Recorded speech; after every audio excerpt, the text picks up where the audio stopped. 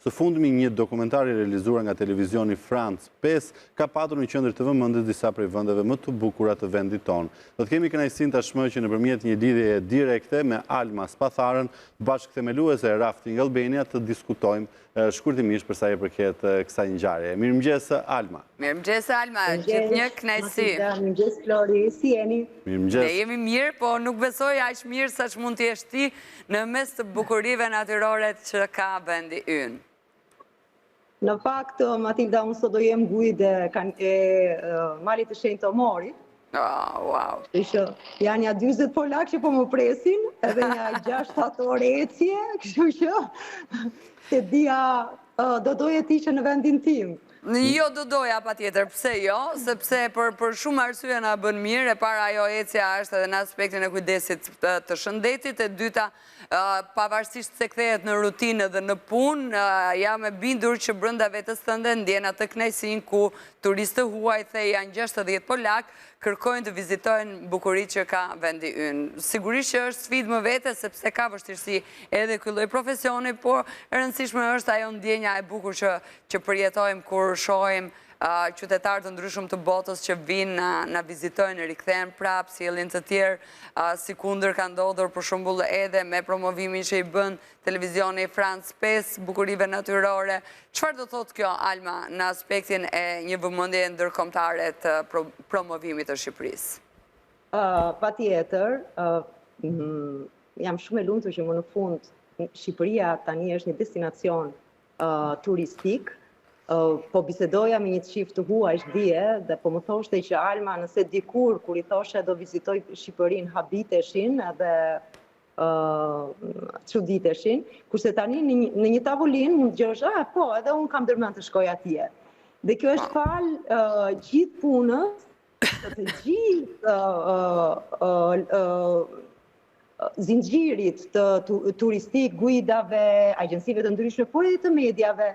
Një ndërto ishte dhe emisioni që sapo u dha një javë në France 5, e Chatebel, aventurat të bukura, i cili ka një impakt të madh, jo vetëm në Francë, por edhe në gjithë diasporën franceze, domethënë në të gjithë teleshikuesit francez që jetojnë edhe jashtë France.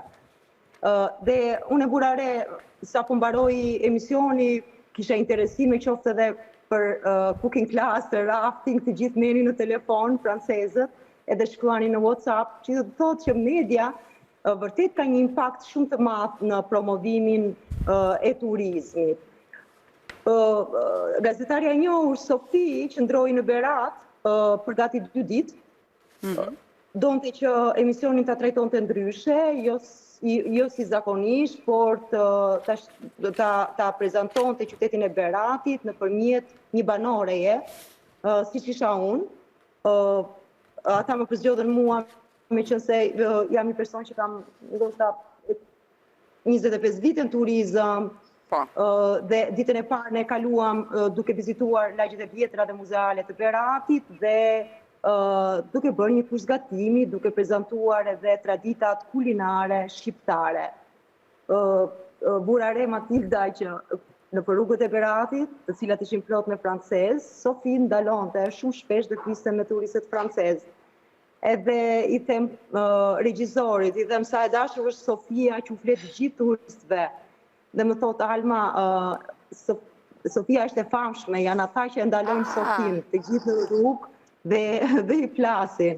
Kështu që është fantastike që media të tilla bëjnë dokumentare, reportazhe për Shqipërinë, edhe duke paraqitur Shqipërinë si një vend, si perla e Ballkanit, e ka quajtur titullin në YouTube ky stacion televiziv. Dhe më pëlqen që e trajton ndryshe, jo vetëm kulturë, po edhe vizita në banor të ndryshëm, po ta shikoj edhe në qytete tjera ku ajo kishte qëndruar, në Durrës, Kruj, Vlorë, Tiranë, kudo kishte përzgjedhur një banor të zonës dhe ta vizitonte atë qytet nëpërmjet tij. Ju e dini që francezët janë shumë aktiv në fakt. Ata vinë me fëmijët e tyre dhe çdo ditë bëjnë hiking, rafting, bicikleta, aktivitete nga më të ndryshme, kajaking. Kështu që unë përzgjodha kanionet e Osumit për të prezantuar në këtë emision, sepse nuk mund t'i prezantojnë të gjitha, edhe Tomorin, edhe kanionet e Osumit, edhe bukuritë të tjera natyrore, Shpiragun apo kanionet e Gradesit në të njëjtin emision. Përzgjodha të preferuarin tim, kanionet e Osumit, të cilat për mua ngelen të preferuara dhe më spektakularet në Shqipëri, dhe rafting, i cili është një sport turistik i përshtatshëm për të gjitha grup moshat, që nga fëmijët deri tek gjyshërit. Kështu që këto prezantuam me Sofi. E qartë. Megjithatë, Alma ndjeset e ndërpres, pamjet janë fantastike. Në fakt, nëse referohemi atyre që ishim duke ndjekur ndërkohë që ti flise dhe na shpjegoje me shumë dashuri, janë pamjet të cilat duket qartë që është një investim shumë i madh televiziv për sa i përket anës tekniko edhe regjizoriale se si është zbërthyer dokumentari. Pra jo vetëm pamje të thjeshta, por të studiuara mirë për të kapur kështu maksimumin e bukurive shqiptare, nëse referohemi qoftë qyteteve apo qoftë edhe raftingut që jemi duke ndjekur në këto momente. Në rastin konkret, duke marrë parasysh që ky dokumentar është transmetuar, çfarë feedbacku presim që të kemi pikërisht nga gjithë ky angazhim, qoftë joti personal, por edhe i çiftit që ka marrë përsipër për ta udhëhequr këtë dokumentar? Sigurisht më shumë turist, patjetër më shumë turist. Turist aktiv, turist të cilët do duan të vizitojnë fshatra, kantina, vendet bukura si kanionet e Osumit, lumi i Vjosës, pasi ajo kishte qenë dhe në zonën e Përmetit për të vizituar Përmetin. Dhe nga ana jonë përgjegjësi më e madhe, duhet të përmirësojmë shërbimet, të punojmë në përmirësimin e stafit apo edhe të gjitha faciliteteve tona. Është një përgjegjësi e madhe, por edhe është ndërkohë dhe shumë e bukur, se në fund të ditës ne e dimë që Shqipëria është një vend që nuk ka industri të tjera për ta udhëhequr ekonominë përpara. Kështu që ne duhet gjithçka ta investojmë në turizëm, ashtu si edhe po ndodh. Po ta shikoni të gjitha energjitë, investimet monetare janë kthyer drejt turizmit. Kjo vije tre kudo, besoj në gjithë Shqipërinë, jo vetëm në Berat edhe në Përmet edhe Skrapar. Kështu që patjetër Flori, nuk e di, ne jemi shumë të lumtur, edhe urojmë të na vejë sezoni mbar, edhe të vazhdoj ky ritëm në rritje i turizmit. Jam e bindur që do t'i keni sukseset tuaja, sa kohë vendosni në plan të parë pasionin dhe dashurinë e madhe që keni për t'i shërbyer bukurive natyrore të Shqipërisë.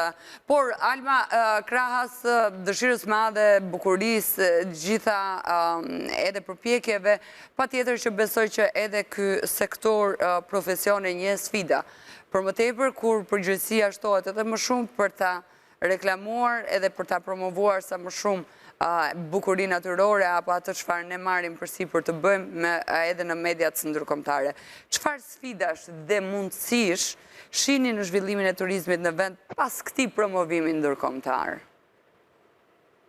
Mundësitë e zhvillimit janë të mëdha në punësimit e të rinjve, e të rejave, në rritjen ekonomike, në zhvillimin edhe social, pasi turizmi sjell zhvillim social, përmirësimin e mentalitetit, përmirësimin e infrastrukturës.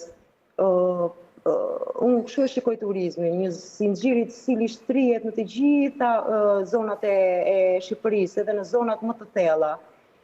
Dhe këtu lind edhe sfida më e madhe, se si ne të përmirësojmë dhe mos i shgënjejmë turistët tanë, pra të ofrojmë pikërisht atë që ne, dhe të dim pikat tona kryesore, pikat tona më të forta, të cilat janë ato gjërat e vogla, Matilda, që bëjnë edhe diferencën kundrejt turizmit të vendeve të tjera, pra duhet të ruajmë dhe të përdorim sa më shumë kostumet tradicionale, duhet të ruajmë vlerat ushqimore tona, traditat ushqimore, natyrën ta mbajmë të pastër, të paprekur.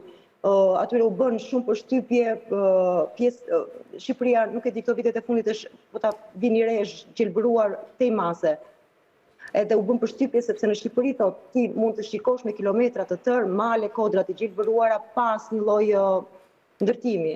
Dhe unë uroj që ne ta ruajmë këtë autenticitet edhe të natyrës, jo vetëm të vlerave kulturore dhe njerëzore. Gjithmonë më mirë do bëhet, Alma, nëse do duhet të tregojmë të kujdesshëm dhe të investojmë në pikën më të fortë që kemi, siç është turizmi. Ne nuk duam të marrim më shumë energji, duke qenë se ke një guid për të bërë tashmë 6 orë të presin të mira bashkë me 40 turistët polak. 60 të lutem. 60 apo 40? 60, Alma? 60 turistë. Matilda, 20 e ca janë. Pse? Kështu që po të lëmë të lirë, Alma. Kanë edhe dreka në Majë të Malit, me ca kuaj, që unë duhet të kujdesem që gjithçka të vej perfekt. Do të shkoj patjetër. Me kaq eksperjenca ke ti, 20 e ca vjet në turizëm, jemi të bindur që do të kënaqen me ty. Faleminderit, Alma, të përshëndesim. Faleminderit, Flori, Matilda, ju pres në Berat. Patjetër do të vim, kjo është e sigurt, po se kur nuk e kemi ndarë akoma për shkak të angazhimeve. Alma, edhe një porosi, kujdes, kapele në kokë, një shishe ujë për çën të hidratuar dhe gjeni hije. Edhe raki, skrapari. Gjeni hije, jo, edhe raki skrapari, patjetër do ta shihoni në drek. Kalofshi bukur, ditë mbare, punë të mbar, faleminderit.